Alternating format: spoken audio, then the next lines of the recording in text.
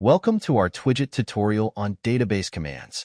Twidget offers a range of commands to help you manage data in your database with ease. To view the list of database commands, click on the Add Command button. This action opens the command sidebar, revealing a categorized list of commands. You can find all the database commands under the Database Command group. Twidget provides 8 database commands. First, there's Get Data, which retrieves a single entry from a table. Get Multiple Data allows you to retrieve multiple entries from a table.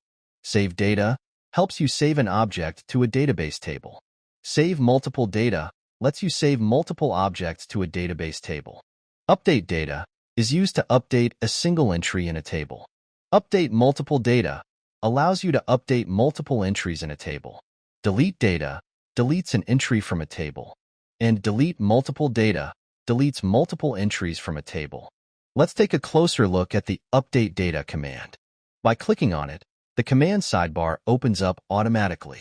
Each database command requires a specific table. In this case, we'll use the previously created Users table.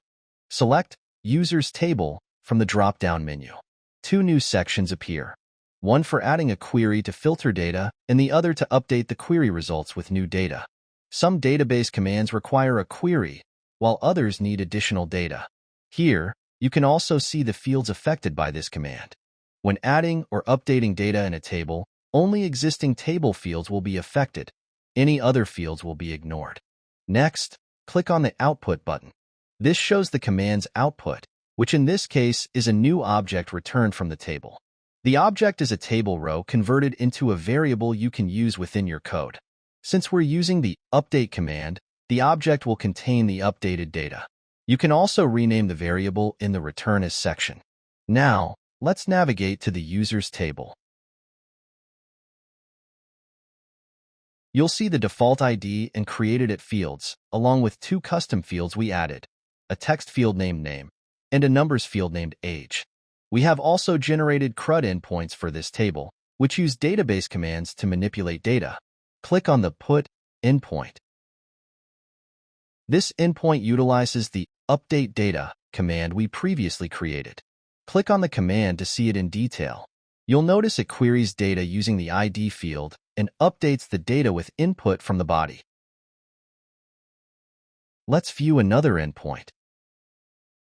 Select the Get Users endpoint.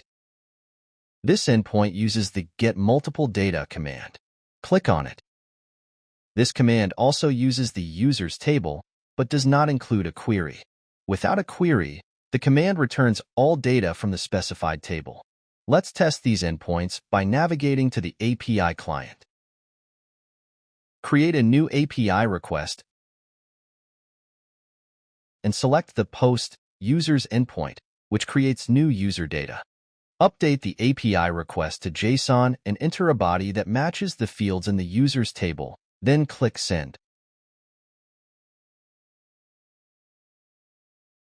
The request was successful. Now, navigate back to the table and refresh the page. You'll see the newly added data, added via the endpoint using the Save Data command. We'll also manually add a new entry to the table. After that, navigate back to the API client request. Select the Retrieve Users endpoint and click Send. The request was successful, and all user data was returned. For our final test, copy the ID of one user and select the Get Single User endpoint. This endpoint is similar to the Update endpoints as it uses a query to retrieve data from the database. The database is queried using the ID field matching the path parameter that we passed in. Paste the user ID into the input and click Send. Now you can see the successful request returned only one database entry matching the ID value we pasted. To summarize, Twidget's database commands offer a robust and flexible way to manage your data efficiently. Thank you for watching, and be sure to check out our other tutorials for more tips and tricks.